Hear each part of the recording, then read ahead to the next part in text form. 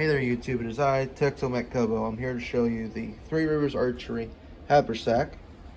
Some of the problems I do have with it, like for example, the zippers from outside here was a huge problem when I was hunting. And then yet, if I was carrying this, let's just say if I was, that was a huge problem of this bag of a hole basically sticking out there, and it doesn't even have a cover. The only cover it has is a flap of this. There's not much I could put in there unless I have to have an organizer or something.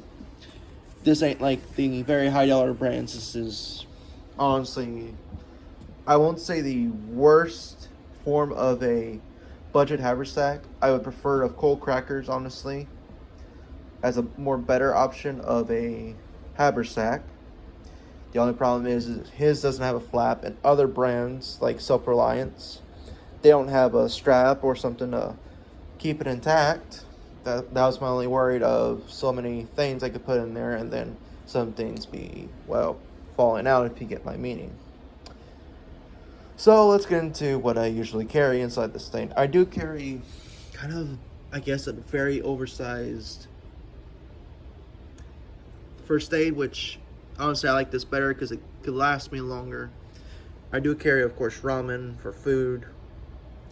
I do also believe I carry Stanley pot set with I do have the Rite of Rain in here with the Yuko spoon and spork. Just leave it in there. Then a compass, of course. Then I have basically a Bic inside this thing with stormproof matches that are also made by Yuko. And I got the AccuSharp. This is, honestly, a lot of people don't recommend carrying this.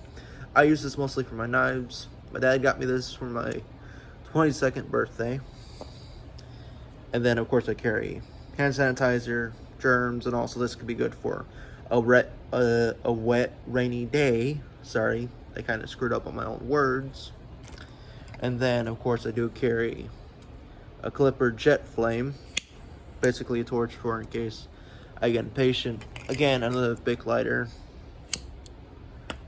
I do also carry a Zippo Typhoon in case these don't work too well. These are more of an emergency. I did use them later on, but I was out in the woods before it rained yesterday. I do have this multi-tool, I guess. Doesn't have nothing particular. Does have certain things, but the guy who originally owned this did some weird modifications to the awl to where it was more like, I guess, like a shiv. But otherwise, this is a good little thing I can use because it has certain things like can opener and all that. I do carry a thing of coffee and some tea in here.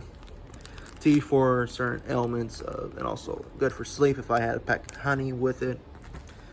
I do also carry a wool neck gaiter for in case it's cold outside and I don't have like my Western hat or a cap. I could just put this on my head or my face to keep me warm if I had my hat on it. Leather gloves I do carry. I do carry insulated ones, but those don't usually fit me, so I usually bring these for all-around weather. Then I have my foldable saw. That was like $12 at Walmart. Yeah, Walmart actually. $20. I completely forgot the price. Now to go in the bag. Honestly, it's my bag.